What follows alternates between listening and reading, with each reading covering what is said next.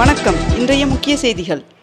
தமிழகத்தில் பெண்கள் மற்றும் சிறுமிகளுக்கு எதிரான குற்றங்களை தடுக்க சிங்கப்பெண் என்ற சிறப்பு அதிரடிப்படை இன்று மாலை சென்னையில் தொடங்கி வைக்கப்பட உள்ளது.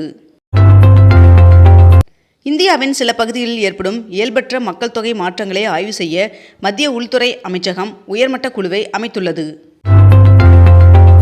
டெல்லியில் நடந்த குவாட் மாநாட்டின் போது முக்கிய கனிமங்கள் மற்றும் அரிய வகை தனிமங்களின் விநியோக சங்கிலியை வலுப்படுத்த இந்தியா அமெரிக்க இடையே ஒப்பந்தம் கையெழுத்தானது. சிபிஎஸ்இ 9 மற்றும் 10ஆம் வகுப்புகளில் மும்மொழி கொள்கையை அமல்படுத்தப்பட்டிருப்பது குறித்து நாடாளுமன்ற குழு ஆலோசனை நடத்த உள்ளது. 22 கேரட் ஆபண தங்கத்தின் விலை சவரனுக்கு 640 ரூபாய் குறைந்து ஒரு சவரன் 1,17,200 ரூபாயாகவும் 1 கிராம் 14,650 ரூபாய்க்கும் விற்பனை செய்யப்பட்டு வருகிறது. இதனைத் தொடர்ந்து 1 கிராம் வெள்ளியின் விலை கிராமிற்கு 5 ரூபாய் விலை குறைந்து 1 கிராம் வெள்ளி 290 ரூபாய்க்கு விற்பனை செய்யப்பட்டு வருகிறது. பிரதமர் நரேந்திர மோடி அவர்கள் இந்திய பிரதமராக 12 ஆண்டுகளை நிறைவு செய்து தனது 13வது ஆண்டில் அடியெடுத்து வைத்துள்ளார். முதலமைச்சர் ஜோசப் விஜய் அவர்கள் இன்று காலை டெல்லி செல்ல உள்ளார் என்றும் அங்கு பிரதமர் நரேந்திர மோடி அவர்கள் மற்றும் மத்திய அமைச்சர்களை சந்தித்து தமிழக நலன் சார்ந்து ஆலோசிக்க உள்ளார் என்றும் தகவல் வெளியாகி உள்ளது. தமிழ்நாட்டில் அனைத்து வகுப்புகளும் கோடை விடுமுறைக்கு பின்னர் ஜூன் 4ஆம் தேதி திறக்கப்படும் என்று தமிழ்நாடு அரசு அறிவித்துள்ளது. தமிழ்நாட்டிற்கு காவிரியிலிருந்து 9.9 டிஎம்சி நீரை திறந்துவிட கர்நாடகாவிற்கு உத்தரவிடப்பட்டுள்ளது.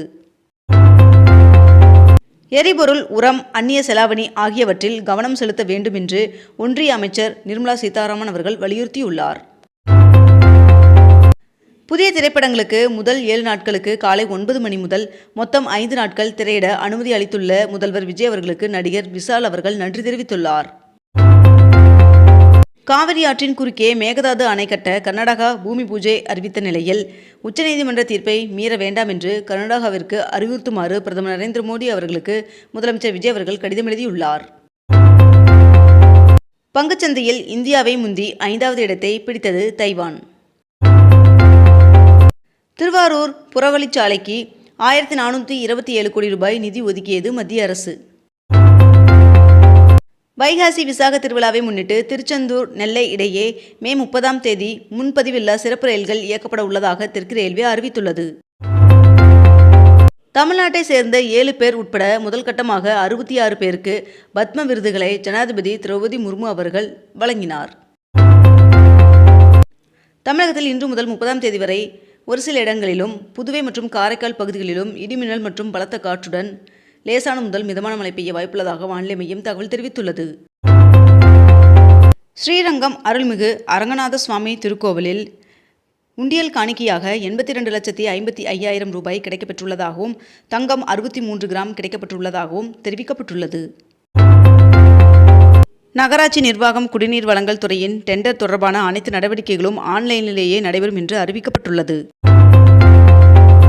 திண்டுக்கல் மாவட்டம் கொடைக்கானலில் மலர் கண்காட்சி கோடை விழா மே 31ஆம் தேதி வரை நடைபெறும் என்று தெரிவிக்கப்பட்டுள்ளது.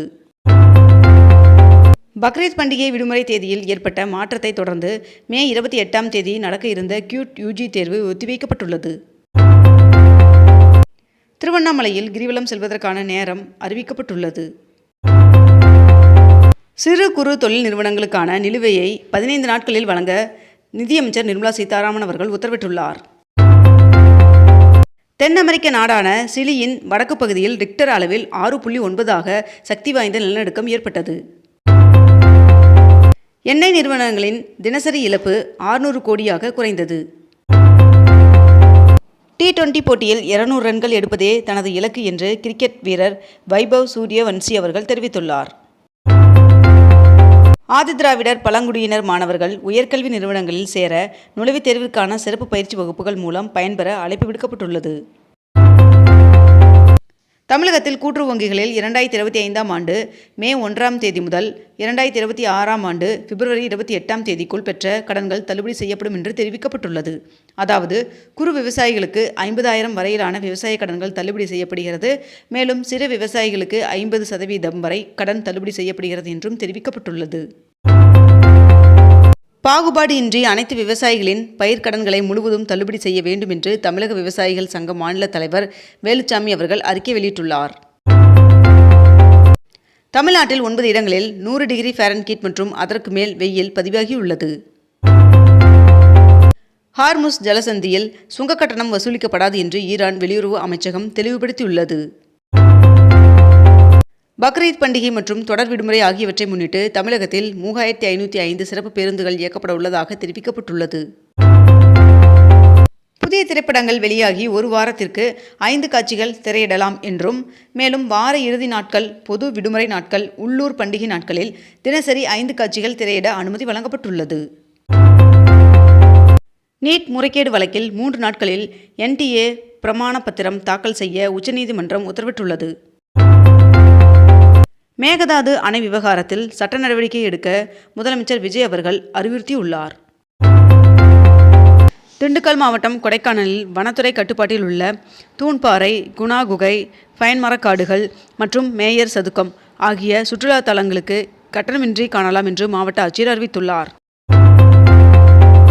சைதாப்பேட்டை முதல் தேனாம்பேட்டை வரை அண்ணா சாலையில் கட்டப்படும் உயர்மட்ட இரும்பு மேம்பாலம் செப்டம்பரில் திறக்க திட்டமிடப்பட்டுள்ளதாக அதிகாரிகள் தகவல் தெரிவித்துள்ளனர். தமிழகத்தில் புதிய ரேஷன் அட்டை கோரி விண்ணப்பித்து காத்திருக்கும் சுமார் 4 லட்சம் பேருக்கு அடுத்த ஓரிரு மாதங்களுக்குள் கார்டுகள் முழுமையாக விநியோகிக்க உணவுத்துறை உத்தரவிட்டுள்ளது. வருகின்ற மே 29ஆம் தேதி வரை நாடு முழுவதும் வெப்ப அலை நீடிக்கும் என்று இந்திய வானிலை ஆய்வு மையம் தகவல் தெரிவித்துள்ளது. தமிழகத்தில் அனைத்து பேருந்துகளிலும் பெண்களுக்கு இலவச பயணம் வழங்குவது குறித்து அதிகாரிகளுடன் ஆலோசிக்கப்படுவதாக போக்குவரத்துறை அமைச்சர் விஜய் தமிழன் பார்த்திபன் அவர்கள் தெரிவித்துள்ளார். இந்தியா, அமெரிக்கா, ஆஸ்திரேலியா மற்றும் ஜப்பான் ஆகிய நாடுகளை உள்ளடக்கிய குவாட் நாடுகளின் வெளியுறவு அமைச்சர்கள் பங்கேற்கும் கூட்டம் டெல்லியில் இன்று நடைபெற உள்ளது. ரோஸ்கர் மேளா நிகழ்ச்சியில் 51,000க்கும் மேற்பட்டோருக்கு அரசு பணிக்கான நியமன ஆணையை பிரதமர் நரேந்திர மோடி அவர்கள் வழங்கினார். மேகதாது அணை கட்டும் திட்டத்தை கர்நாடக அரசு உடனடியாக கைவிட வேண்டும் என்று தேமுதிக பொதுச் செயலாளர் பிரேமலதா விஜயகாந்த் அவர்கள் வலியுறுத்தியுள்ளார்.